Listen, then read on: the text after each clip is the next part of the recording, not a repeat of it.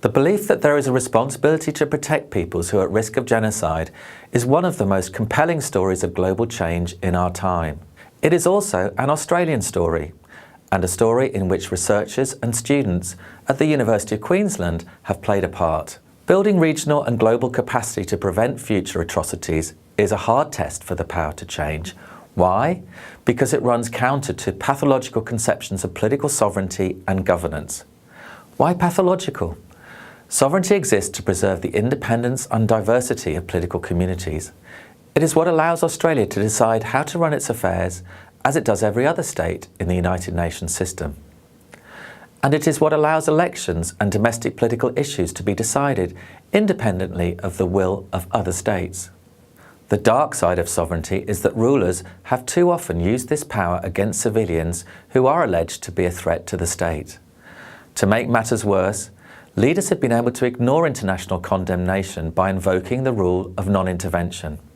Unconstrained power, coupled with non-intervention, has meant that sovereignty, at its most deprived, became a license to kill. The Cambodian genocide came about through the attempt of the Khmer Rouge Party, led by Pol Pot, to nationalise and centralise the peasant farming society of Cambodia virtually overnight, in accordance with the Chinese Communist agricultural model. This resulted in mass killings on an industrial scale, with as many as 1/4 of the country's population being slaughtered. Former Australian Foreign Minister Gareth Evans AO recalls the impact of the Cambodian genocide on his own political journey. Travelling as a student to Oxford in 1968, I backpacked my way across about a dozen Asian countries, and in every one of them I spent a lot of time hanging out with students, eating noodles, drinking beer, careering around the country, and hardback trains and buses and taxis and so on. And in every one of those countries, in the years that followed, I kept running into those students or those exactly like them who'd shared similar experiences, all but in one country, and that was Cambodia. And for the reason, I'm sadly certain, that every one of the youngsters that I spent time with was dead, either killed outright as middle-class enemies of the state, or sent out into the fields and died of malnutrition or disease, as was the fate of nearly 2 million people during the Cambodian genocide. So I guess that experience, more than anything other, the experience of loss, the experience of not experiencing the genocide itself, but the realisation of just what it meant to so many people, was something that really just stuck in my mind and my emotions for many, many years thereafter, and it haunts me still. And it was, of course, one of the reasons why I spent so much time as Foreign Minister trying to reach a solution in particular to the ongoing Cambodian civil war problem which then existed. And it was the reason why I've spent so much time in my public life addressing the issue of genocide and mass atrocity crimes and trying to find ways of ending them once and for all. In the 4 decades since his first trip to Cambodia as a student backpacking through Southeast Asia, Gareth has drawn on all 3 dimensions of power to create change in state behaviour with respect to how they respond to mass killings. As Foreign Minister, Gareth Evans was able to incorporate the norms of international responsibility into the formulation of Australian foreign policy. Then, as co-chair of the Canadian Commission set up by Kofi Annan in 2000, he drew on the 2nd dimension of power to consider how the norms of sovereignty and non-intervention could be rebalanced in the interests of civilian protection. The extent to which there is a global consensus that mass atrocities are immoral and that states and institutions have a duty to prevent them from occurring or respond in a decisive manner when they escalate also indicates the functioning of the 3rd dimension of power.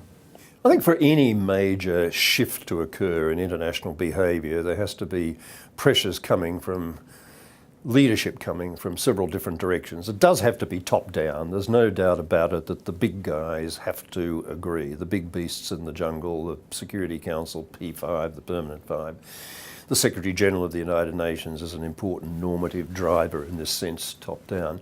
Then there has to be peer group pressure from a number of other countries around the place who may not be the big beasts in the jungle but can still be very influential. And voices like Canada, Australia, under certain governments have been very active and influential in pushing these sort of normative causes. But there also has to be something pushing it from underneath. There has to be a civil society voice. There has to be a bottom-up dynamic at work, creating, in particular in the major democracies, some sense on the part of the key governments that they really ought to be responsive to that sort of pressure from below. Syria shows that there continue to be chronic failings in the moral and legal framework associated with R2P. Part of this failure is a failure of leadership. But to the extent that the atrocities committed by Assad's armed forces and other militias engaged in the conflict are condemned by almost all members of the international community shows that some progress has been made since Cambodia.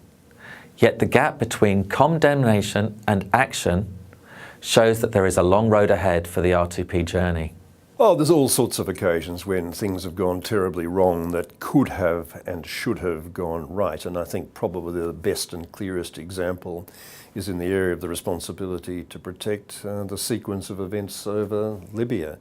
Libya was both the high watermark, demonstrating the success of R2P as an energising principle that could stop a real-time massacre occurring in a way that hadn't happened in Rwanda, had not happened in Srebrenica, when of course there was that Security Council decision, the agreement to use military force, and that stopped the Gaddafi march on Benghazi and saved probably scores of thousands of lives.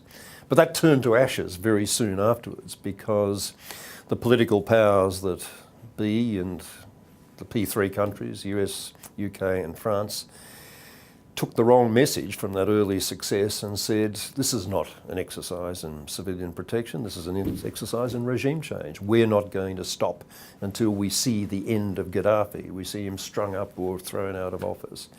And they careered into a different kind of exercise for which there was not international consensus, for which there were many, many reservations from many countries. And that, of course, translated very directly into the Security Council paralysis over Syria. Continued support for the campaign to end mass atrocity crimes for good will remain a key area of research and teaching at the University of Queensland. Well, it all began with conversations with our graduates and some of our honours students about our responsibility to protect. So we were teaching R2P and working on R2P in our research, but people working in this area tend to be committed to more than just the theories and the ideas, but actually want to go out and change the world. And so it was with some of my students, and conversations began about, well, how do we translate some of these ideas into practice? And this was at the very time when decision makers like Gareth Evans were thinking about the similar sorts of questions, and ideas were floating around about how you build national constituencies of support for things like R2P.